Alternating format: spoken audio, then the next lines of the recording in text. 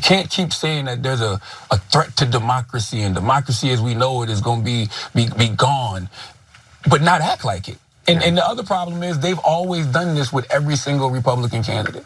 Since I've been alive, whoever the Republican presidential candidate has been, they've demonized.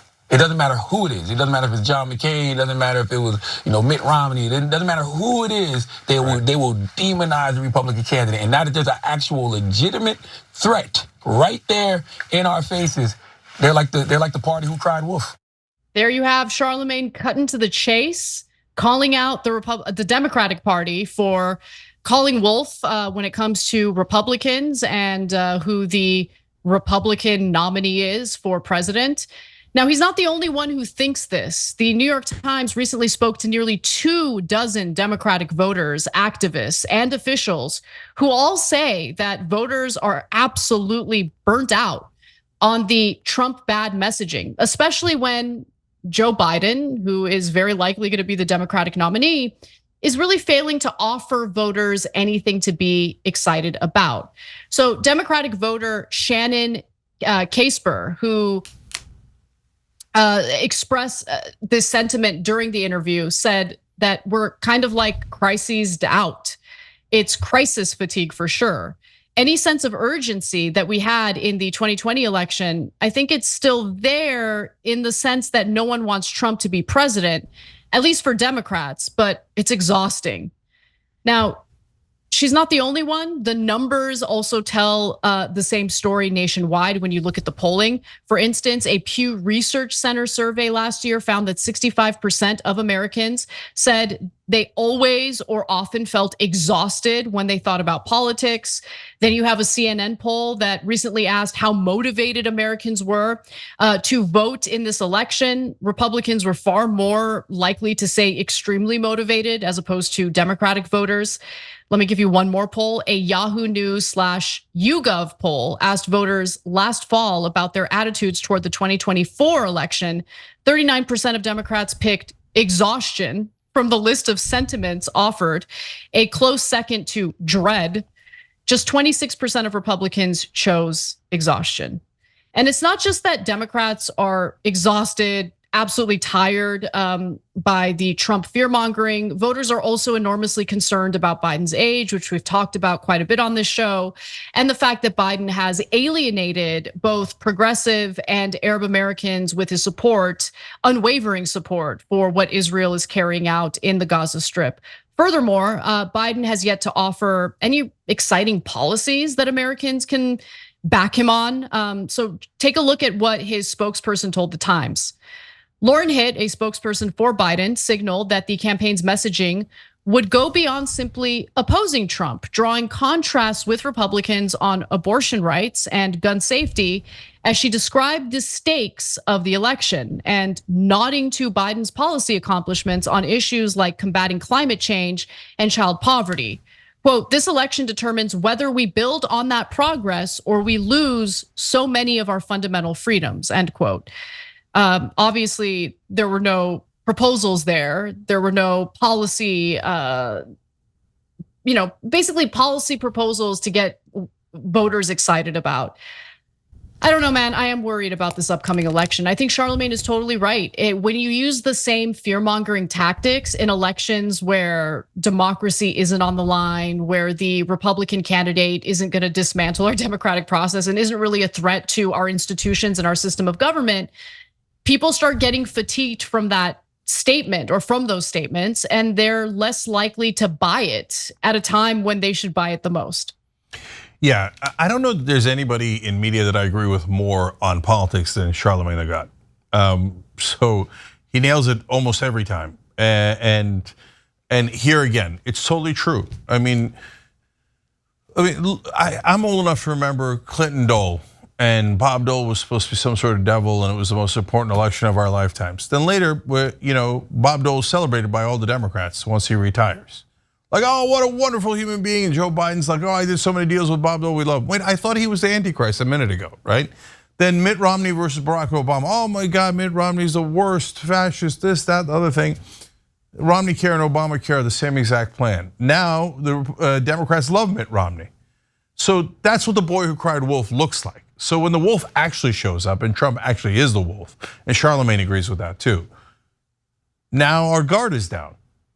So the voters' guard is down a little bit. I would say the Democratic Party's guard is down even more. They're the ones who are like, oh yeah, let's put in a guy who's 81 years old that 77% of Americans think might die in office, who's in the approval ratings in the 30s.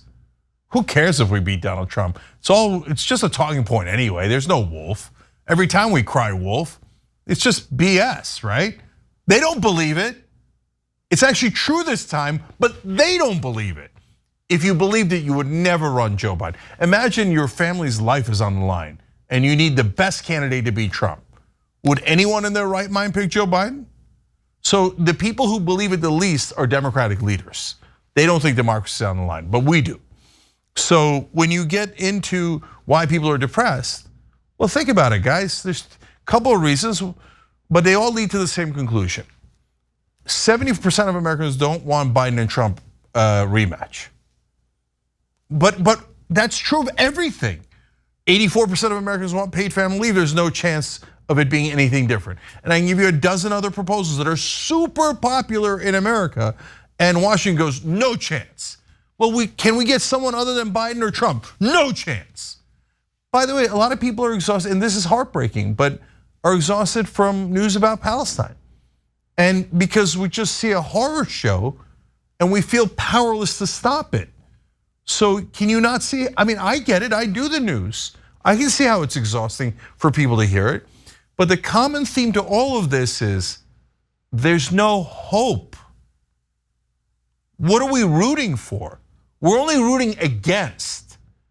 We're rooting against Trump. We're rooting against horrific war crimes. We're rooting against these things. But nobody's coming in saying, but here's what we're gonna do, and it's gonna be amazing, and we're gonna excite you, and we're gonna be a better America, one with a brighter future, and one where we're not, co-signing on massacres, and one where we actually spend money on our kids and our education and healthcare. Not only is Trump not saying that, Biden's not saying it. Biden's number one line is, well, I want to finish the job. To which I ask him, and apparently no other reporter asks him, which job? You're not pushing for any of the proposals that you had in your first 2 years. They're all dead. You could propose one of them right now. 74% of Republicans want paid family leave. You could embarrass them by having them vote against 3/4 of their own voters. Why don't you propose that in the Senate, since the Democrats still have the Senate? No, he's not proposing that. He's not proposing any of those progressive priorities. Why? Because he never wanted them. So his positive vision of America is, let me get a second term so my legacy feels a little cooler. And then put on those sunglasses. That is not exciting. That's not gonna energize anyone. Can you blame the American people for being exhausted from this crap? I can't. Yeah, I mean, I'm pretty exhausted, to be honest. And like the crisis fatigue is real. And I don't know. I just think the press handled Trump's first term incorrectly as well. Like we're focusing on the Democratic Party. The Democratic Party is gonna campaign the way they campaign, right? This is, to be fair, Republicans kind of do the same thing about what a threat Democrats are. Democrats are gonna take your guns and they're gonna have open borders, which kind of happened. like right now, we are dealing with that. But the fear-mongering happens on both sides. It's the media who, I believe, in Trump's first term, latched on to every little thing. And I mean, I fell for it. And it was just constant outrage, 24/7, all day, every day. And I wish I would have been smarter personally in being a little more selective in what we would be outraged about. Because the guy is an outrage machine, right? He does outrageous things, he says outrageous things every single day, every time he's in front of the public. But when you cover too many of those outrage stories and you do it day after day after day, I do think that it leads to fatigue and also maybe some portion of the audience questioning, is he really that bad? I mean, is he really this outrageous? I don't know. What do you think about that, I do. Cenk? I know he is that outrageous. So the problem is he's flooding the zone. So you're right. I mean, he says and does so many stupid, outrageous things that I get exhausted covering it. People get exhausted listening to it. So why didn't some of those things come to fruition in the first term? Some of them did and some of them didn't. That's because back then he had the establishment to serve as a check. I got no love for the establishment. You watch 1 minute of the Young Turks, you'll know I can't stand the establishment. They can't stand me, right? But when there's a lunatic in charge, they're a little bit helpful in having the brakes in the car. So when he's like, all right, our nuclear supply, I want it increased tenfold. Well, they didn't do that because that's mental. That would have bankrupted the country. He has no idea how much that costs. He's a moron who didn't bother asking. When he said maybe we should inject COVID into our lungs, bleach, detergent into our lungs to cure COVID, well, they didn't do that because he's a moron and they weren't going to do what the moron asked him. When he thought maybe we should nuke a hurricane, well, the establishment people in charge said, well, no, Mr. President, that would spread the radiation to the whole eastern seaboard. Commander and moron, we're not going to do that. There was 1,000 things they stopped. He wanted alligators and snakes and barbed wire at the border. No, Mr. President, we don't know where to find the alligators, and the snakes might slither away even if you put them there. So, but next time, there's not gonna be anyone to check him. He's not gonna hire any of those guys. He's gonna hire Loon 1, Loon 2, and Loon 3, and they're all gonna think that the alligators falling from the sky to wrestle the hurricane is a genius idea. So, yes, but nevertheless, you need a positive message to counter that, not just bad, especially given that the establishment did check him on half of his crazy ideas in the first term. So a lot of people do look back, as Anna said, and go, yeah, he was terrible, he's a mean guy, he says terrible things, but the country didn't blow up the first 4 years.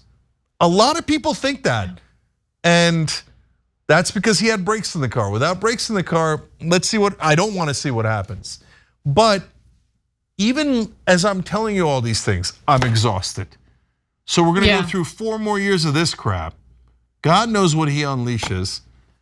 That's because the Democrats can't find a positive message if their life depended on it, because their donors won't allow them to, and they're slaves to their donors.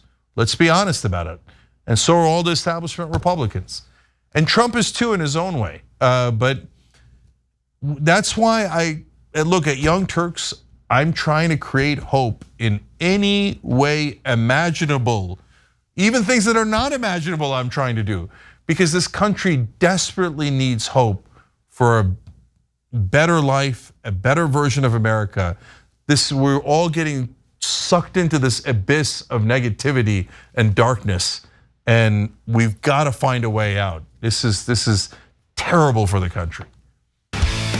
Hey, thanks for watching that video. We really appreciate it, guys. And we appreciate it if you become members, because that allows us to be independent, honest, progressive, all the things that you don't get from corporate media. And all of that is because of you guys. Hit the join button below and become one of us, become a Young Turk.